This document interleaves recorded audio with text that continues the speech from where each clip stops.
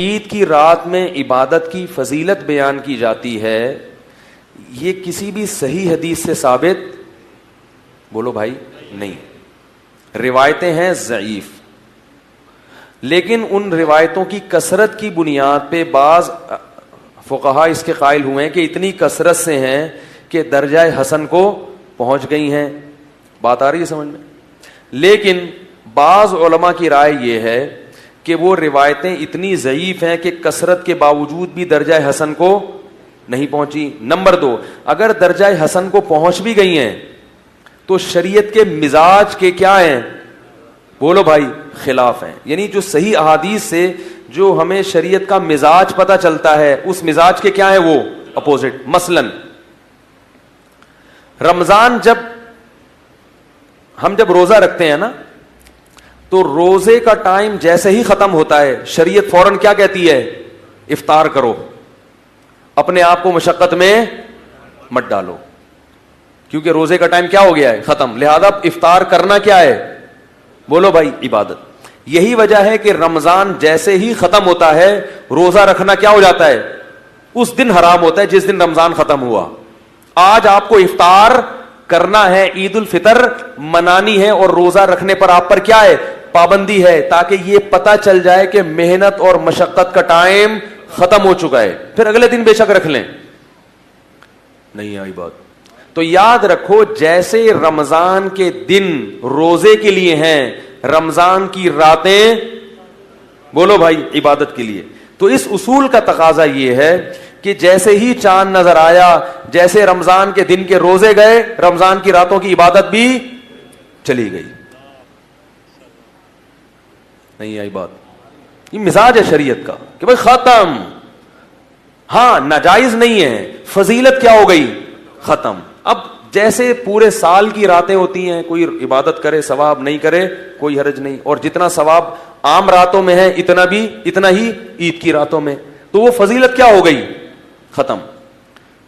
یہ مزاج ہے شریعت کہ جو چیز یعنی جیسے روزہ ہے نا، روزہ وہ ختم ہوتا ہے تو اسی وقت ختم کرنا ضروری ہے اس کو.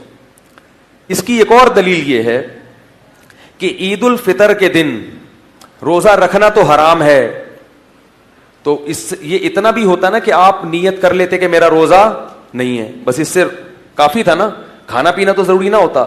لیکن ہمارے نبی عید الفطر کے دن صبح باقاعدہ کھایا کرتے تھے.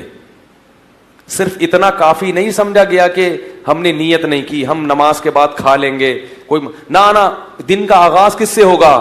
کھانے سے. حالانکہ اس ٹائم آپ کا عام معمول کھانے کا نہیں تھا.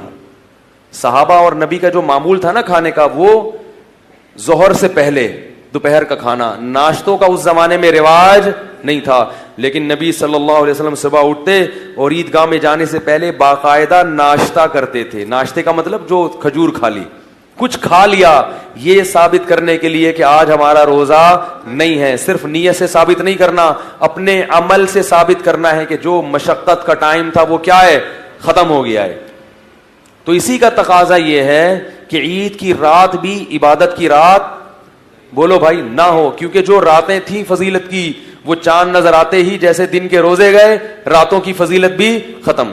تو اس لیے میرا ذاتی ذوق یہ ہے، اور بعض بڑے علماء کی بھی رائے یہ ہے کہ لیلۃ الجائزہ جسے کہا جاتا ہے کہ رمضان کی رات، اس میں عبادت کی کوئی فضیلت چونکہ کسی صحیح حدیث سے ثابت نہیں ہے، اور ضعیف روایتیں ان صحیح احادیث کا مقابلہ نہیں کر سکتی، اس لیے اس کی فضیلت نہیں ہے.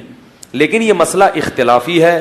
اگر کوئی عالم، کوئی مفتی ان راتوں میں عبادت کی فضیلت کے قائل ہیں تو ان پہ بھی ملامت کرنا جائز نہیں ہے، ان کو بدعتی کہنا یا گمراہ کہنا جائز نہیں. ایک اور دلیل یہ ہے کہ اگر عید کی رات کی عبادت کی فضیلت ہوگی تو رات کو نیند کم ہوگی اور دن میں آپ عید کی خوشی کو سیلیبریٹ نہیں کر سکتے.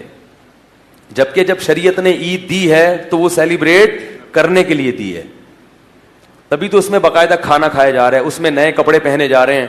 اگر پوری رات عبادت میں گزرے گی تو صبح کیا ہوگا؟ عید کی رات کو تھکے تھکے ہوگے، یعنی عید کی نماز میں بھی مل بھی صحیح طریقے سے نہیں رہے ہوگے.